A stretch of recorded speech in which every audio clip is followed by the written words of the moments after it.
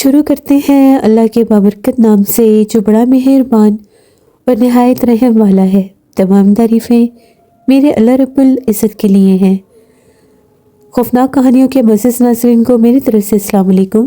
امید کرتی ہوں آپ سب لوگ خیریت سے ہوں گے، جہاں ہوں گے خوش ہوں گے، اور میرے چینل کی خوفناک کہانیوں کو ٹھنڈ کے اس موسم میں بے حد پسند کرتے ہوں گے۔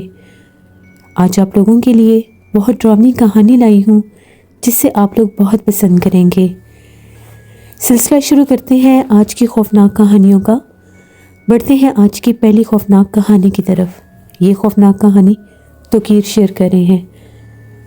توقیر کہتے ہیں کہ آج آپ کے ساتھ اپنی زندگی میں پیش آنے والی ایک بہت ہی زیادہ ڈراؤنی کہانی شیئر کرنا چاہتا ہوں۔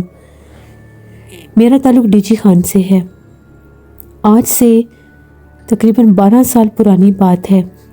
میں نے ایک جگہ پر نوکری کے لیے اپلائی کیا ہوا تھا۔ بیسیکلی وہ ایک پیپر فیکٹری تھی جہاں پر پیپر بنایا جاتا ہے۔ تو میں نے وہاں پر اپلائی کیا ہوا تھا، مجھے وہاں پر جاب مل گئی۔ میرا زیادہ تر کام جو تھا وہ پرنٹنگ کا تھا، تو میں وہیں پر کام کرتا تھا۔ ایک دفعہ ہم لوگوں کو بہت زیادہ بڑا آرڈر ملا ہوا تھا، تو ان دنوں میں ہم لوگ لیٹ نائٹ تک کام کیا کرتے تھے۔ میرا گھر جو تھا اس فیکٹری سے خاصا دور پڑتا تھا، مجھے آنے جانے میں بہت دقت ہوتی تھی۔ سردیوں کا موسم ہوتا تھا، واپس جانا میرے لیے بہت مشکل ہو جاتا تھا، کیونکہ میرا گھر اور فیکٹری میں کافی زیادہ فاصلہ تھا۔ تقریباً مجھے 45 منٹس لگتے تھے موٹر سائیکل پر بھی گھر واپس جاتے۔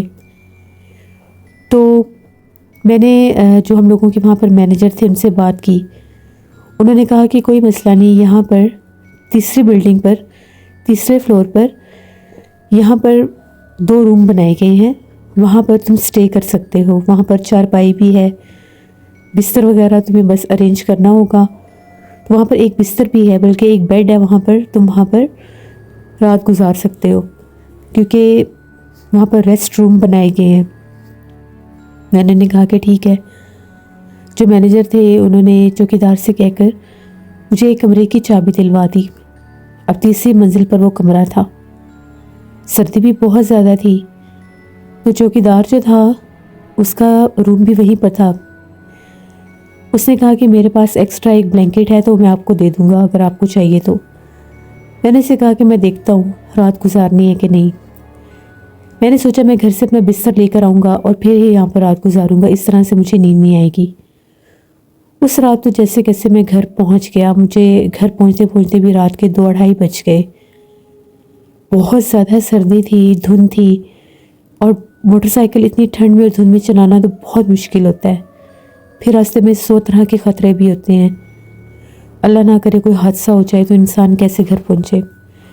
میں نے گھر بھی امی وغیرہ سے بات کر لی، امی نے مجھے ایک نیا بستر بھی دے دیا۔ وہ بستر میں نے لا کر میں صبح اپنے ساتھ آفس لے آیا فیکٹری میں۔ میں نے چوکیدار سے کہا کہ مجھے اس کمرے کی چابی چاہیے، اس نے مجھے دے دی۔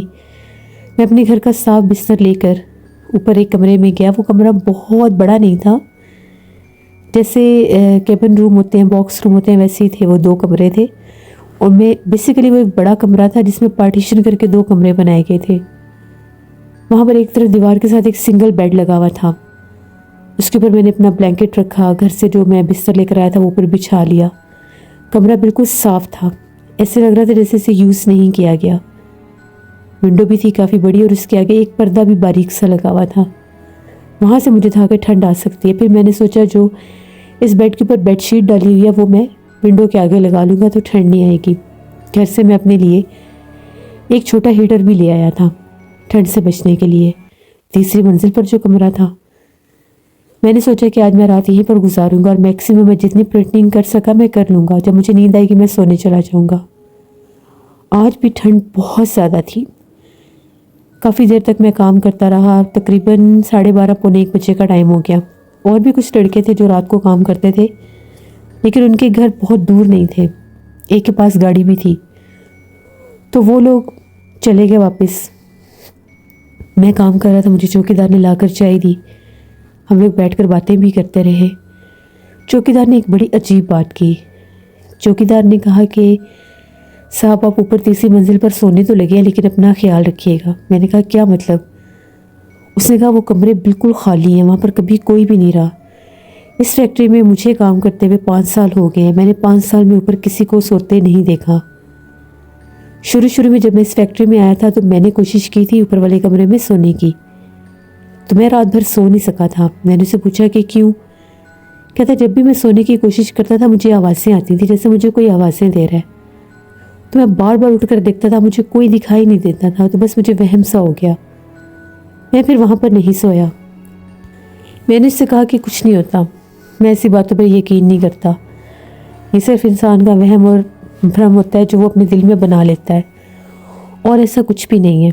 उसने कहा बहरहाल आपको बताना मेरा फ़र्ज़ था, मैंने बता दिया, और मैं रात को ऊपर बिल्कुल भी नहीं आऊँगा, तो कोई भी दरवाज़ा खटखटाए आपने नहीं खोलना।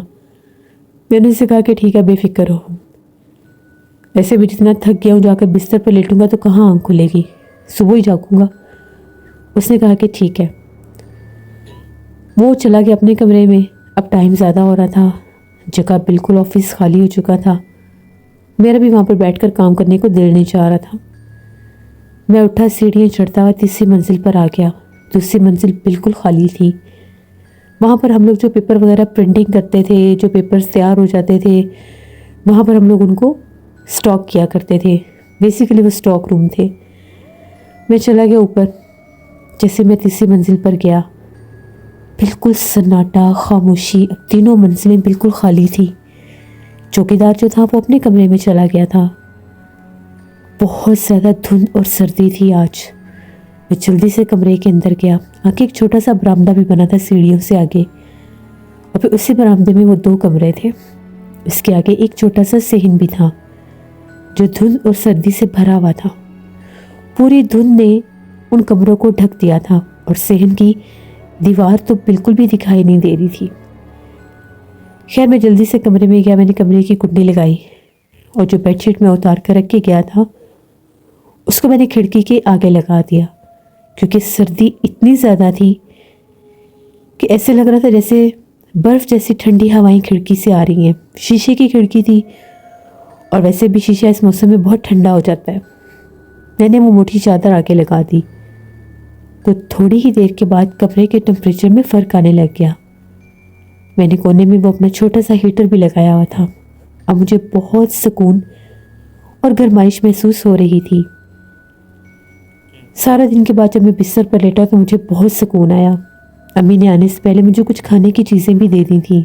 जैसे मैंने बॉक्स खोल कर देखा तो उसमें अम्मी ने बहुत सी चीज़ें बनाई हुई थी घर की। उनमें से मैंने थोड़ी सी वो मीठे अम्मी ने लड्डू मुझे बना कर दिए थे, वो मैंने खाए, और उसके बाद मैं बिस्तर पर लेट गया। अभी थोड़ी ही देर हुई होगी, वह मुश्किल में सोने की कोशिश कर रहा था। मेरे कानों से एक आवाज़ टकराई, जिस तरह से मुझे कोई पुकार रहा है, कोई आवाज़ें दे रहा है। मैंने वाज़े तौर पर अपना नाम सुना। कोई मुझे पुकार रहा था। आवाज़ ऐसी थी जिस तरह से किसी औरत की आवाज़ है, और वो मुझे आवाज़ें दे रही है। मुझे तो समझ में नहीं आया कि ये क्या मच रहा है। एकदम से मेरे जहन में चौकीदार की बात भी आ गई। मुझे लगा कि शायद मैंने उसकी बात सुनी थी, मैं कहीं वहम तो नहीं कर रहा। मेरी आदत बड़ी अजीब थी कि अगर मुझे कोई आवाज़ आती या हट आती तो मैं उसके पीछे ज़रूर जाता था। मैं फ़ौरन से उठा, मैंने दरवाज़ा खोला। बाहर तो बहुत ठंडी हवाएं चल रही थी। बाहर कोई भी नहीं था। आवाज़ जो थी वो सीढ़ियों की तरफ से आ रही थी।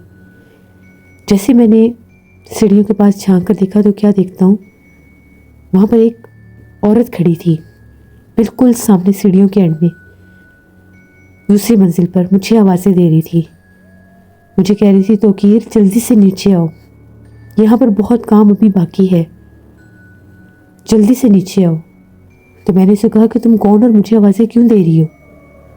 तो वो कहने लगी, तुम्हारा काम अभी रहता है, तुम आकर अपना काम करो, जल्दी से नीचे आओ। मैंने उसे कहा कि नहीं, मैं नीचे नहीं आऊँगा, चाहे जो मर्जी हो जाए। मैं डर गया थोड़ा सा। मैं तेज़ी से कमरे में वापस चला गया, क्योंकि मैंने वाज़े तौर पर एक औरत को देखा था, और उस फैक्ट्री में औरत का तो कोई काम ही नहीं था, ना ही वहाँ पर कोई वर्कर थी, फीमेल कोई भी वर्कर नहीं थी। سمجھ میں نہیں آیا کہ میں نے اس کو جواب کیوں دیا یا میں نے اس سے بات کیوں کی اور میں باہر کیوں آیا. جیسے میرا دماغ موف سا ہو گیا تھا. میں فوراً کمرے میں واپس چلا گیا، جا کے دروازہ بند کر لیا.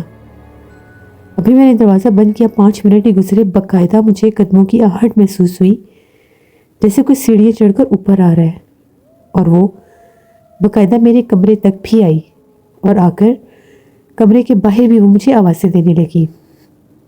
میں بہت زیادہ ڈر گیا. اب میں نے اس کی کسی آواز کا کوئی جواب نہیں دیا. دل ہی دل میں آیت الکرسی پڑھنے لگ گیا.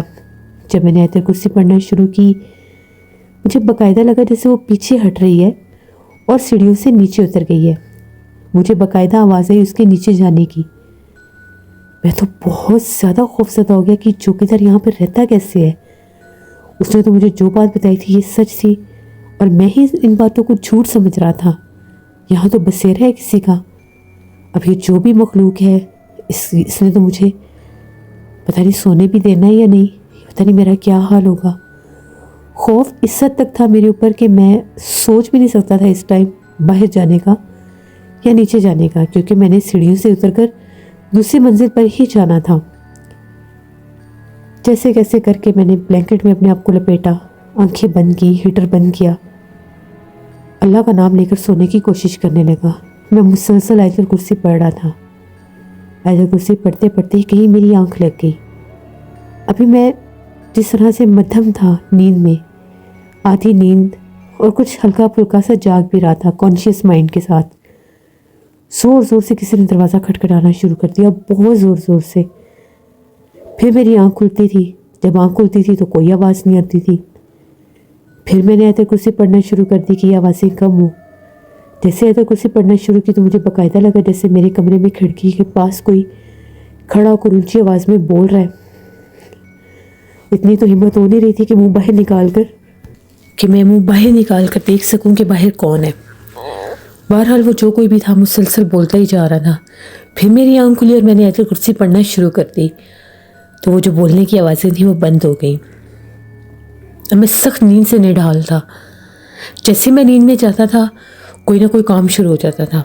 جو ہی میں پھر نیند میں جیسے وہ غنودگی سی میرے اوپر آئی، مجھے باقاعدہ لگا کہ میرے اوپر سے میرا بلینکٹ کوئی ہٹا رہا ہے. وہ ایسا ایک لمحہ تھا اور وہ ایسی فیلنگز تھیں کہ میرے رونگٹے کھڑے ہو گئے. میرے منہ سے بہت اونچا اللہ اکبر نکلا. میری آنکھ کھل گئی. پورا منظر ہی بدل گیا. کمرے میں بالکل اندھیرا تھا، گھپ اندھیرا، جبکہ میں نے ایک لائٹ جلائی ہوئی تھی. میں اٹھا، سوئچ بورڈ سے میں نے پھر لائٹ آن کی، اپنا موبائل لے کر بیٹھ گیا. ٹائم دیکھا تو رات کے 4 بج رہے تھے. اتنا خوف میرے اوپر طاری ہو گیا کہ سمجھ میں نہیں آ رہا تھا کروں تو کروں کیا اور جاؤں تو جاؤں کہاں. جس ٹائم 5 بجے میں مسلسل موبائل پر لگا رہا، موبائل پر کچھ دیکھنے لگا، اپنا مائنڈ ڈائیورٹ کر رہا تھا اس سارے حادثے سے، کیونکہ میں اکیلا نیچے نہیں جا سکتا تھا اس ٹائم. 5 بجے کا جب ٹائم ہو تو مجھے چوکیدار کے کھانسنے کی آواز آئی بہت قریب سے. جیسے مجھے چوکیدار کے کھانسنے کی آواز آئی ایسے لگ رہا تھا شاید وہ سیڑھیوں تک آیا ہے، کیونکہ وہ پہرا دیتا تھا. جیسے وہ کھانسا تو میں نے اسے آواز دی. وہ دوسری منزل پر تھا. اس نے میری آواز سن لی اور کہنے لگا، تو کیر صاحب آپ نے مجھے بلایا ہے؟ میں نے اسے کہا کہ رمضان بابا تم ہو؟ اس نے کہا کہ جی میں ادھر پہرا دینے آیا تھا، میں دوسری منزل تک آتا ہوں، تیسری منزل پر نہیں آتا. کیا بات ہے، آپ جاگ کیوں رہے ہیں؟ میں نے اسے کہا کہ ادھر ہی رکو، میں آ رہا ہوں. میں جلدی سے اٹھا، میں نے اپنی چادر لی، جیکٹ پہنی، موبائل اٹھایا، کمرے سے باہر نکلا تو وہ نیچے سیڑھیوں میں کھڑا تھا. پہلے تو میں نے تسلی کی کہ وہی تھا. اس کے ہاتھ میں ٹارچ بھی تھا. میں جلدی سے نیچے اترا. میں نے اسے بتایا کہ بھائی میں تو پوری رات کا جاگ رہا ہوں، یہ میرے ساتھ حادثہ ہوا ہے، یہ سب جو میں برداشت کر چکا ہوں میں تمہیں بتا نہیں سکتا، میں نے اوپر نہیں سونا. اس نے کہا کہ آپ میرے کمرے میں آ جائیں. اس کے کمرے میں گیا. اس کے کمرے میں 2 سنگل بیڈ تھے. پہلے کبھی کبھار وہاں پر 2 چوکیدار بھی کسی دور میں رہتے تھے. ایک بیڈ پر میں لیٹ گیا. میں اپنا بلینکٹ بھی اٹھا لایا تھا کہ رات کو اگر مجھے کسی جگہ پر ایڈجسٹ ہونا پڑے تو میرے پاس بلینکٹ ہو. اس سے میں نے سارا ماجرا بتایا. اس نے کہا میں نے آپ کو پہلے بتایا تھا کہ میں نے بھی شروع میں یہاں پر سونے کی کوشش کی تھی، تب مجھے صرف آوازیں آئی تھیں، تو جب میں آوازوں سن کر جب میں باہر نکلا تھا تو میں نے ایک چھوٹی سی بچی کو دیکھا تھا. وہ بچی دوسری منزل پر سیڑھیوں کے پاس کھڑی ہو کر مجھے کہہ رہی تھی کہ انکل نیچے آ جائیں, نیچے آپ کو کوئی بلا رہا ہے. تو میں نے اسے کہا کہ یہاں سے چلی جاؤ, مجھے تنگ مت کرو. اور پھر وہ بچی رات بھر دروازہ کھٹکھٹاتی رہی تھی. تو اس کے بعد میں تو اوپر نہیں سویا. میں نے صاحب کو بتایا تھا, وہ ایسی باتوں کو یقین نہیں کرتے, مانتے نہیں ہیں, تو بہتر یہی ہے آپ وہاں پر نہ سوئیں. میں نے اسے کہا کہ ایسا کیسے ممکن ہے کہ فیکٹری کا ایک حصہ اتنا سیف زدہ اور باقی جگہ پر کبھی ایسا محسوس نہیں ہوا. ہم لوگ آدھی آدھی رات تک وہاں پر کام کرتے ہیں نیچے. اس نے کہا کہ فیکٹری کا وہ حصہ اس لیے آج سیف زدہ ہے کہ میں نے ایک صاحب علم سے پوچھا تھا جب میں نے اس بچی کو دیکھا تھا, تو انہوں نے مجھے یہ بتایا تھا کہ ان لوگوں نے اوپر والے حصے کو غیر آباد کر دیا. یہ لوگ کبھی اوپر گئے, ان لوگوں نے کمرے بنائے, کمرے بند کر دیے, نہ کوئی وہاں پر رہا, نہ کسی نے ان کو آباد کیا, نہ کوئی وہاں پر سونے جاتا تھا اور نہ ہی وہاں پر کوئی رہنے. اس لیے بند رہ کر, ویران رہ کر وہ جگہ آج سیف زدہ ہو گئی. کہتے ہیں کہ 40 دن تک جس جگہ پر روشنی نہ ہو, کوئی آئے جائے نہ, وہاں پر جنات اپنا بسیرا کر لیتے ہیں. تو تیسری منزل اور وہ کمرے بالکل ویران ہیں وہاں پر, اسی لیے ان جنات نے اپنا بسیرا کر لیا. مجھے تو ان صاحب علم نے یہ بھی کہا تھا کہ تمہیں اوپر جانے کی ضرورت بھی نہیں ہے, نہ تم ان کو تنگ کرو نہ وہ تمہیں تنگ کریں گے, دوسری منزل تک رہا کرو. لیکن مجھے نہیں پتا تھا کہ دوسری منزل پر بھی یہ کام ہے. وہ جو بھی مخلوق ہے وہ آتی دوسری منزل سے ہی ہے, یا تو اس کا دونوں حصوں پر بسیرا ہو چکا ہے. وہ رات تو میں نے جیسے کیسے کاٹ لی. صبح 7 بجے میں گھر گیا, فریش ہوا, ناشتہ وغیرہ کیا, کچھ دیر سو گیا. اس دن میں آفس لیٹ آیا اور میں نے آ کر اپنے کولیگ کو بھی بتایا اور جو مینیجر تھے ان کو بھی. انہوں نے کہا کہ میں اس بارے میں کچھ نہیں کہہ سکتا کیونکہ میں کبھی ان کمروں میں رہا نہیں اور یہاں پر ہمارے ساتھ کبھی کچھ ایسا ہوا نہیں.